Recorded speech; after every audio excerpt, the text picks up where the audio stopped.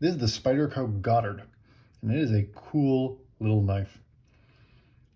So this particular version you're looking at is the St. Nick's Knives exclusive. In 2023, St. Nick's Knives brought this back. This is one of Spyderco's oldest design. In fact, it was, I believe, their first ever designer collaboration, which is why it's just called the Goddard, not the Goddard something or other, just the Goddard.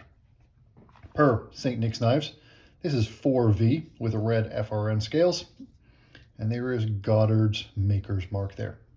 So this is a very old design which was not updated at all except with new steel, and it reflects a lot of Spyderco's very old design language, and there are a couple benefits to that.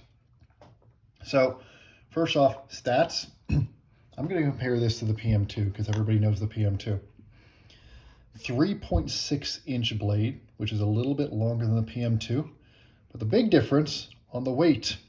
So the PM2 is a 3.9 ounce knife. These are not stock scales, but they're close enough to the stock scales.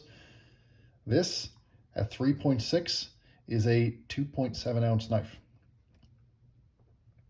Now partially, that's the blade stock. 118 thousandths, thinner blade stock of the PM2. Typically what you get from Seki City, which is where this is made. It's a blade stock that they like to play in quite a bit. This, a typical Seki City backlock, got that relatively smooth washer action, etc., etc. But if you compare this to even, I've got here to keep it the black and red theme, a black and red Zome and Della. Little bit shorter knife, but this knife is heavier. This knife is about half an ounce heavier than this one. Why? Full stainless steel liners. You can't quite see them. I can't get the camera to show them up. But full stainless steel liners on this one. This guy is bigger and lighter because there are no liners in most of that knife. There's only a liner up where it's necessary for the backlock, and the rest of this is linerless. Now, does it bend? No, not really. You've got a full back spacer back there, full FRM back spacer, and you have the original volcano texture. You can see Clip It Goddard. They actually put a modern clip on there, but this is how the pocket clips used to be affixed. So this is what they originally called the volcano texture.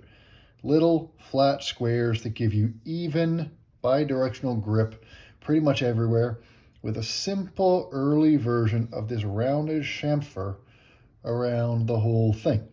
Compare that to a more modern Seki City. And now these are pretty old designs. These are, 1990s designs, I think, maybe 2000s. But you can see here, first off, that chamfer, you've got jimping up here. No jimping anywhere on this knife. You've got a more complex chamfer. Then you've got this bigger chamfer right in here. Whereas you've got, it stays pretty even on this one. You got more scalloping, things like that in the bottom of the handle here. This is basically a straight shot. It gets a little bit fatter, but it's a very, very neutral handle design. And then you've got the full liners, and you've got no liner at all here. And then you can see how this little kick here, which is what lets you, choke up a little bit if you need to on an Indela or an Endura or even a Delica. You can see an early version of it here where there's a big fat corner here. There's a little bit of that kick, but it's less aggressive. So you can get up there if you need to.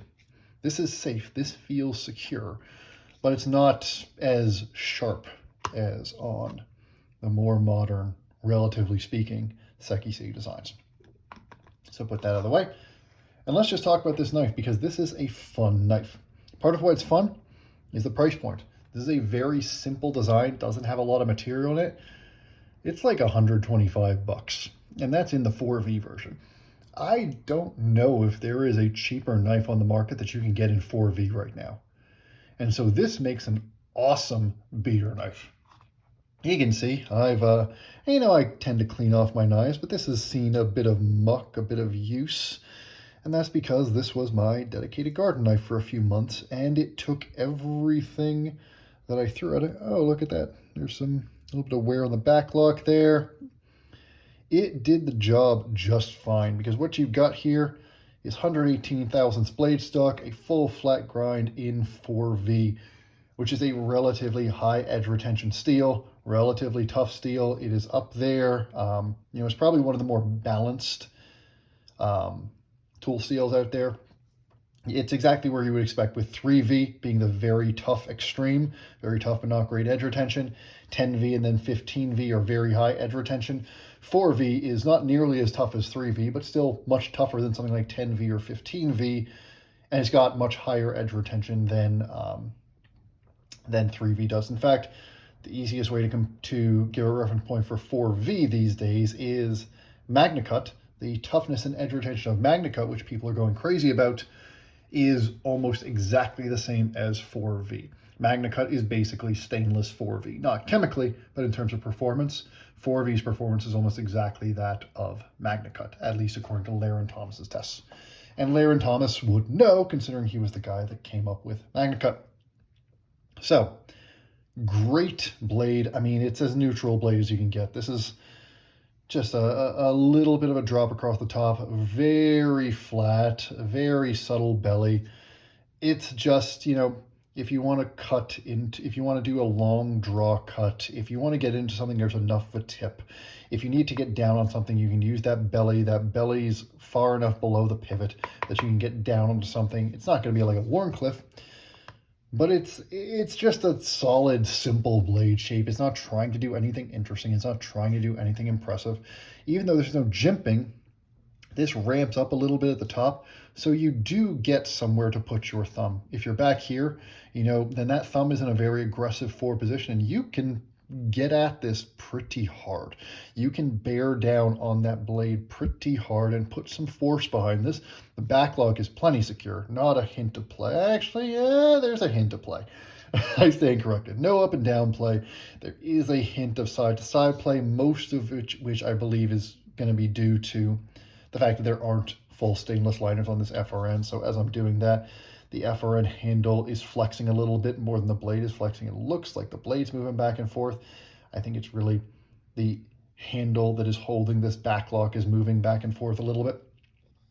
So, tiny bit of play. Honestly, not something I noticed until I did that test right now. It's a nice blade. It's a utilitarian blade.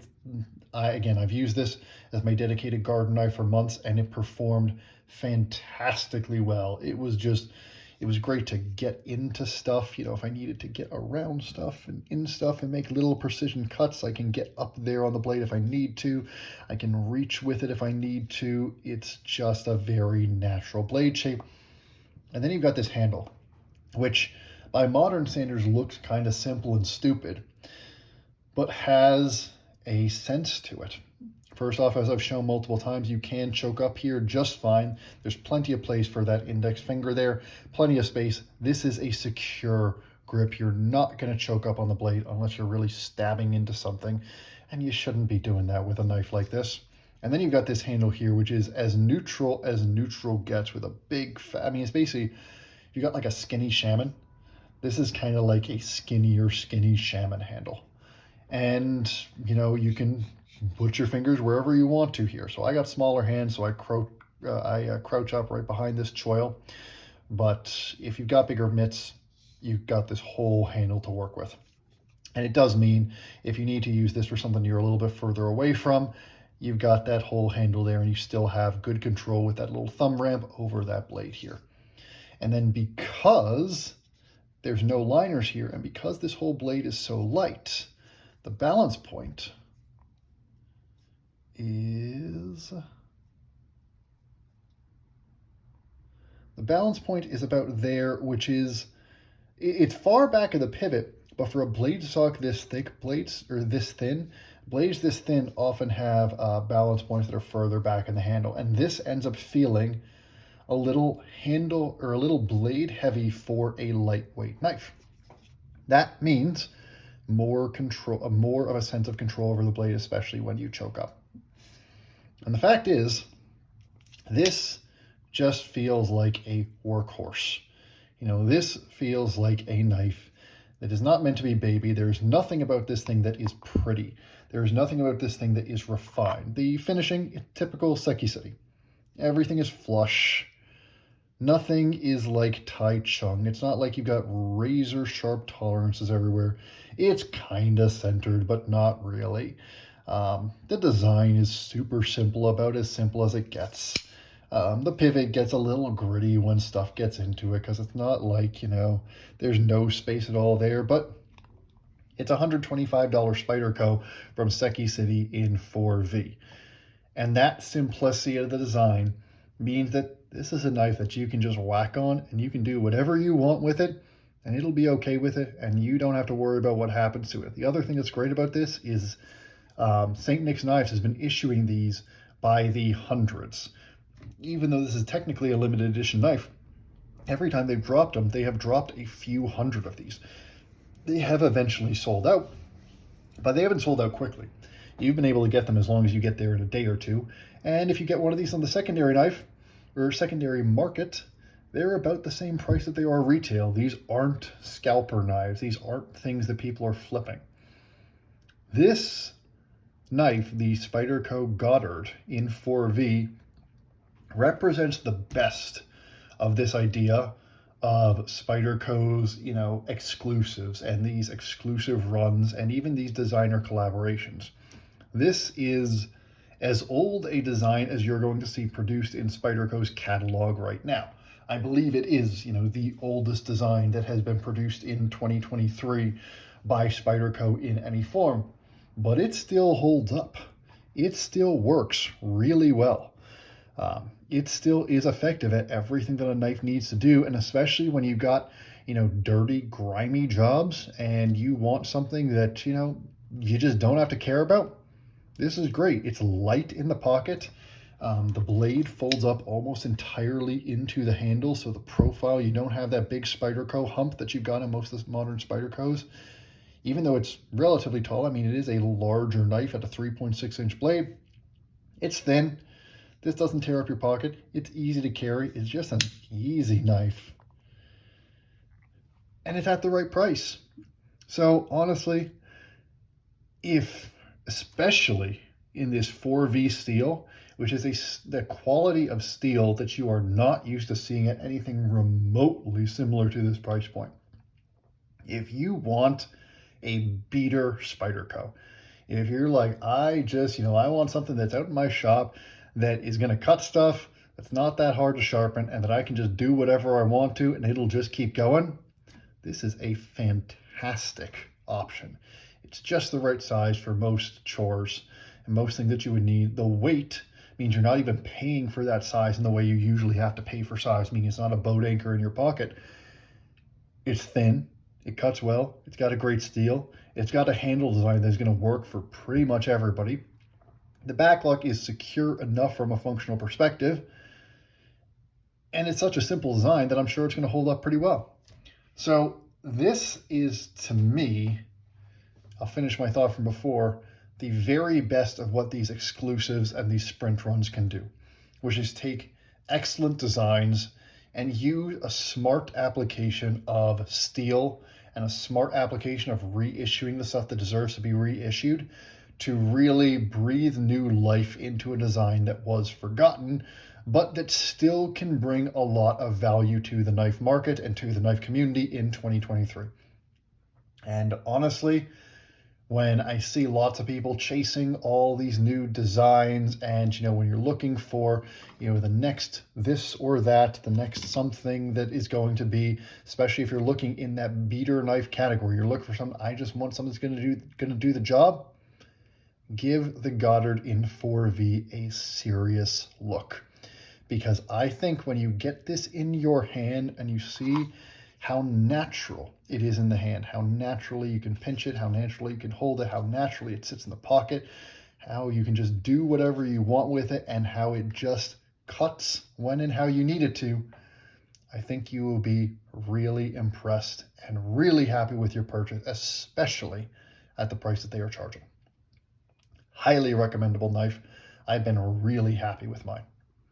Hope I didn't waste your time, and I'll see you again soon.